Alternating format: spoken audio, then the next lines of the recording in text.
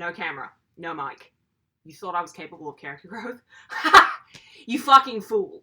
Hello, I am the nostalgic critic. I remember it because I don't have to, but that's never stopped me. And it never will. So y'all know me. If you don't, hi, my name is Meg. I'm an Aries. I love dark rituals, long walks through the swamp at midnight. I also have really bizarre tastes in media. My brand is what the French like to call shit nobody cares about. I like shark documentaries, and I like terrible podcasts. And when I was a kid, I watched a bit of Disney, but Mickey was not my main guy.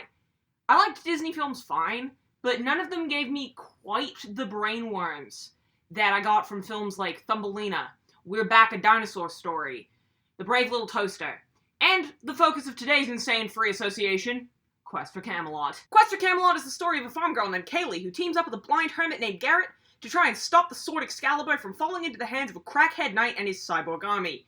Carrie Elwes is there, there's dragons, and it's a musical.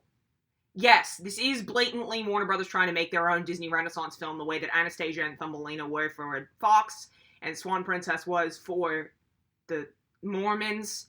But there are things to love about this movie. Is it objectively good? Hell no. Is it weird in a very entertaining way? Does it have a really unique visuals and a very corny 90s charm? Is Gary Oldman doing the absolute most? Hell yes. This is not one of the best movies I watched as a child, but it is certainly one of the movies. Quest for Camelot opens with an absolute banger of a track.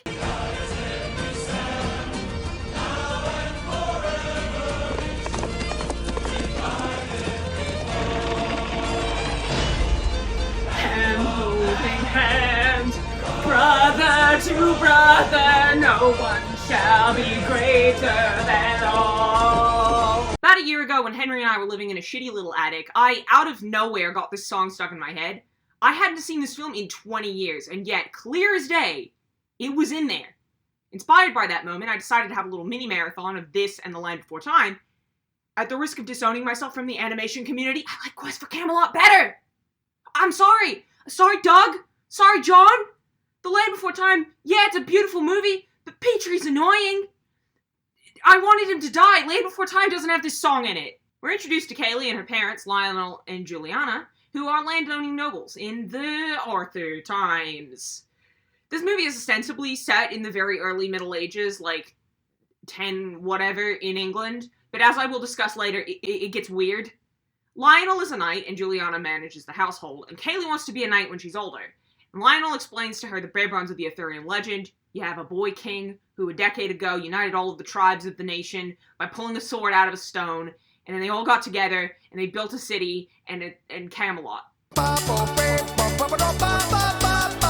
And I'm very impressed that they were able to build a whole castle and a city in just 10 years, having no technology more advanced than, like, the wheel. I'm not saying aliens did it, I'm just saying that is some teamwork. Sydney can't even get their light rail system working in 10 years, and that's just some of the streets. That's not the whole city, it's just some of the streets, with modern technology. Then they play the song, and it ends with, like, a Captain Planet-style listing off of all of the values of Camelot, and I swear to God, Jeremy Fragrance is in this movie for a second. Strength! Next, we are introduced to Rupert, played by Gary Oldman, who is quite possibly one of my favorite villains of any animated film from this era. Rupert's utterly hilarious to me. Not only do you have Gary Oldman at the peak of his career, again playing an extremely over-the-top villain, the animation on this guy is just... I think you'll find you won't be able to resist! You're mad. I'm so glad you noticed. He has such raw, distilled crackhead energy that you kind of forget that his plan is to take over the kingdom. If you told me that the plot of this movie was that he was going to sell Excalibur for ye olde meth money, I would totally buy it. Rupert's also so obviously evil that you wonder why they let him at the round table in the first place. I swear he must have compromising woodcuts of Arthur's sister or something. That's the only explanation. So Rupert kills Lionel, and they deliver the body home, and then they do an honestly pretty good transition to show the passage of time, which leads into the next banger track! I can feel his heartbeat still, and I will do great things on my Father's will.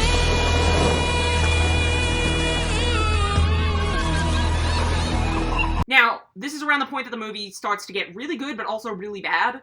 On the one hand, this is where the story starts up properly, and it's where we get to know Kaylee as an adult, and I think she's a really fun protagonist. On the other hand, this is where the stink of 90s cringe starts to creep in, and then you have to smell it for the rest of the movie.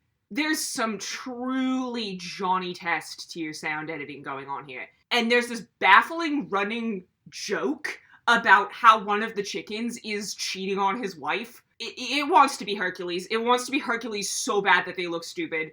You can feel the studio execs breathing down the animators' necks and going, not quirky enough. So Kaylee's like, I want to be a knight. And Juliana's like, nah, I'm a single woman and it's Arthur times. I can't manage a homestead on my own. You gotta stay here. And then we go to Camelot for a tick and we see that, oh shit, griffins exist, man. I really like the griffin. I think griffins are an underutilized type of monster. And I think the design is just really cool. I also love this one guy who's like, it's a griffin. It's a griffin. Yeah, mate. Yeah, you got it. Got it in one. Good job.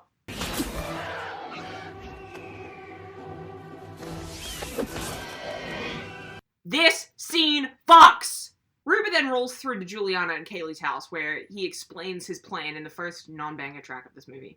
Years from now, no one will bother to recall your good King Arthur. Conceptually, I'm here for it. I love the reanimator goo. I love the dungeon punk. I love the idea of the henchmen who are fused to their weapons. That's very cool. I do not love this choreography.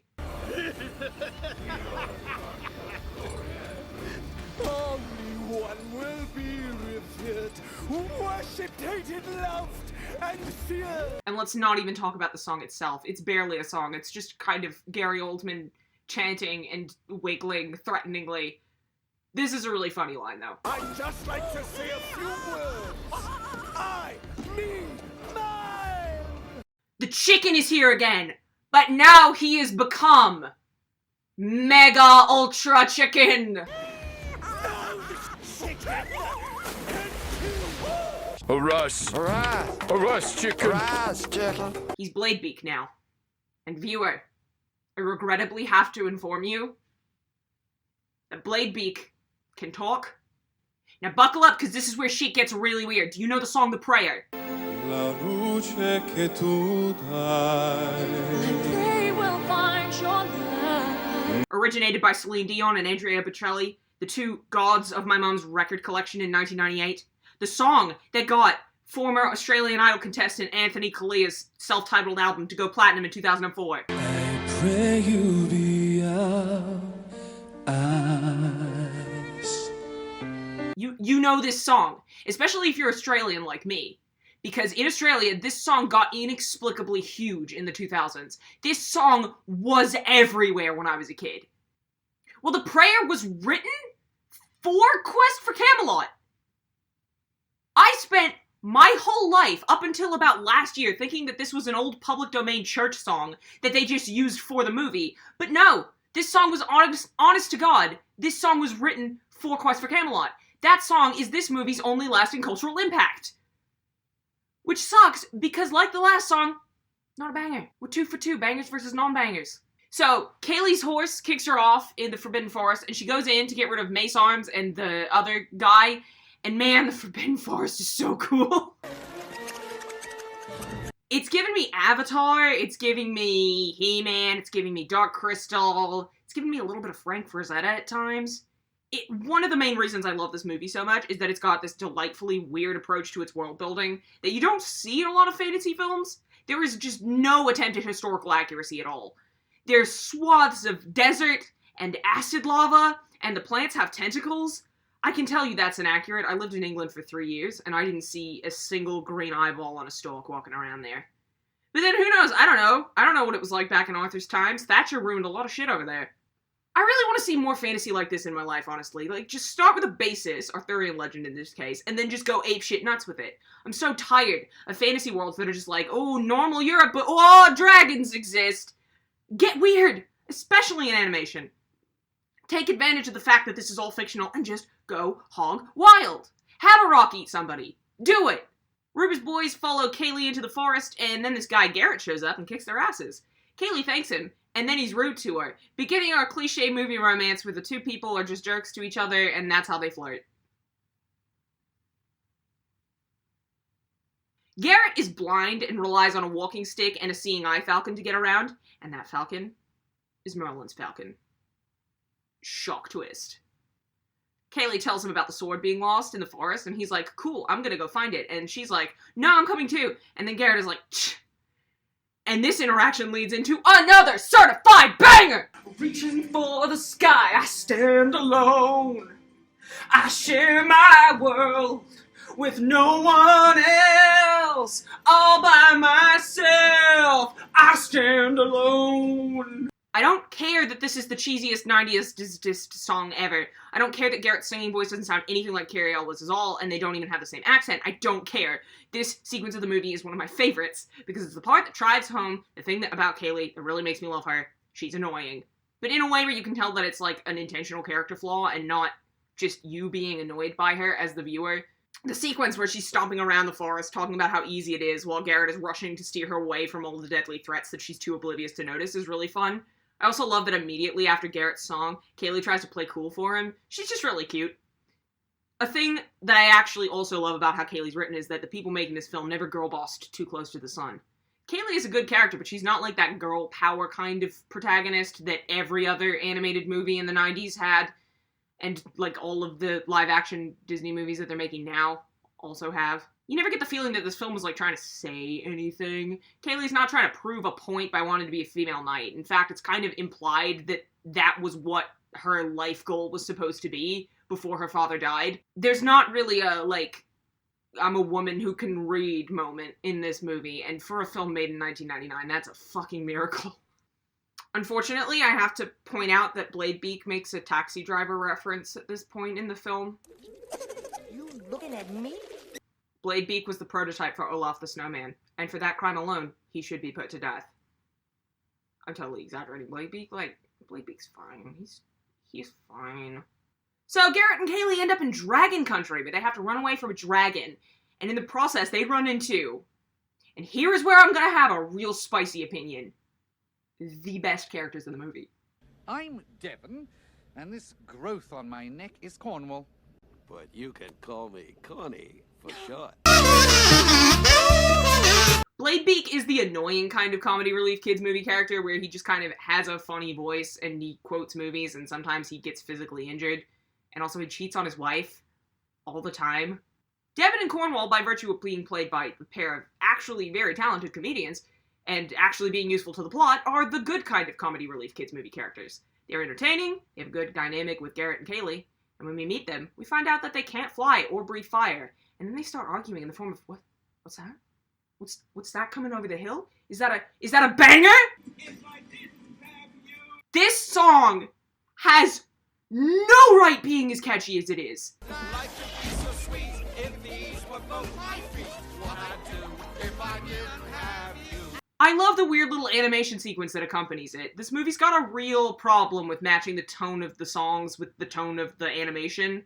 But the animation for If I Didn't Have You is good because it actually fits the song. It's a visual representation of Devon and Cornwall arguing in their mind palace.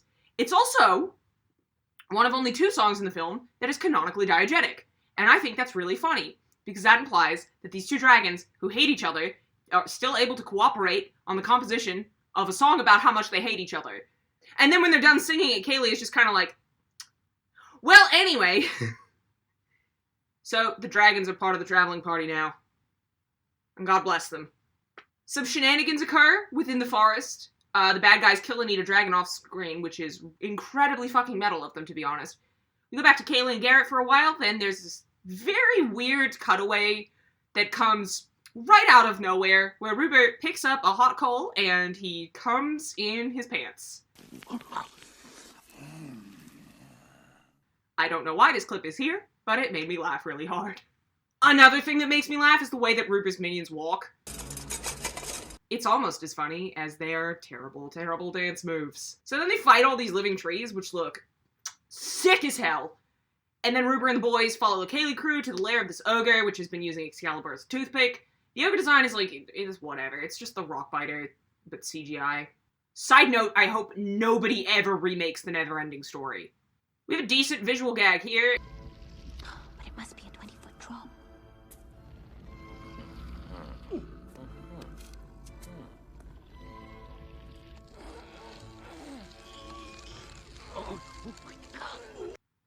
Ruber and the Griffin fall into the pit with the ogre, and we have the film's one contractual ass-based joke. The ogre's butt. Every kids movie gotta have one. And of course, because that was not enough, we cap it off with a big fart. Congratulations, you did it! So I don't remember what point this actually occurs in the movie, but we get a cutaway to Juliana in the caravan, and the Scissorfinger guy is there, and he's threatening her, and his voice is just really funny to me. He sounds like he's allergic to his own skin. At some point, Garrett gets stabbed or something, and then, I regret to inform you, another non-banger song is sung.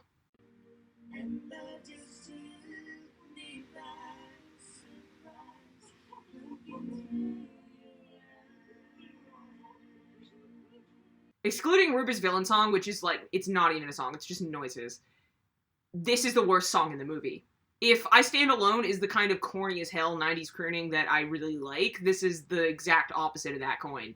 This reminds me of like what the song that Troy and Gabriella sing at karaoke would have sounded like if it sucked. And as I alluded to before, the animation is wildly inconsistent with the tone. It starts off normal, but then it just becomes a bunch of Devin and Cornwall doing goofy shit. I think part of the reason I hate this song so much is that they could have been more sincere, but once again, you can just feel the movie exact with the gun to the storyboard artist's head. Go on, make it quirky. Make it quirky right now! Garrett refuses to come the rest of the way to Camelot because he's like, the big city, no place for a blind man. My home is here with the Vorrocks and the little eyeball guys. Kaylee then basically immediately gets captured by Ruber, and he takes Excalibur, and he puts the reanimator goo on it. And oh shit, sword arm! He has a sword arm! I'll make sure Arthur gets it back. Or gets it in the back. I've seen this movie like 3 times now for editing reasons, and I always fall off around this point, but then the sword arm pulls me back in. I hate the love song, I love the sword arm. These are my notes for the 20th anniversary recut. Kaylee is in the cart with her mom, and she's like, I goofed it, I'm a failure, and Juliana's like, oh, sweetie, you tried your best. And then Bladebeak has a heel face turn and frees her, so she's able to warn everybody that the bad guys are here. Meanwhile, Devin and Cornwall track down Garrett, and they tell him that Kaylee's been got, and then they realize that they can fly, and they can breathe fire, because the true power was within all along, and everything is possible when you work together and believe in yourself. Yeah. Devin and Cornwall fight the Griffin in the sky for part of it. They tag team it with the Silver Falcon, and straight up in this scene they play the Superman music. My favorite thing about Warner Brothers animated movies is that they cannot resist the urge to flex that they have access to all the stuff that's licensed under Warner Media. Like, yeah, we can just drop the Superman theme in this. We can just have Let It Go Batman watch actual real movies. We didn't have to pay a cent of royalties. Jealous? Yes. Yes, I am. I'm extremely jealous. So, Ruber fights Kaylee and Garrett, and they end up in the place where the stone is. You know the stone? From whence came the sword? And Ruber is menacingly Gary Oldmaning towards them, but because Garrett taught Kaylee how to win at chicken earlier in the movie, she doesn't flinch. And Ruber, in the process of trying to stab her, gets his sword arm stuck in the stone. Now! Oh no, the stone.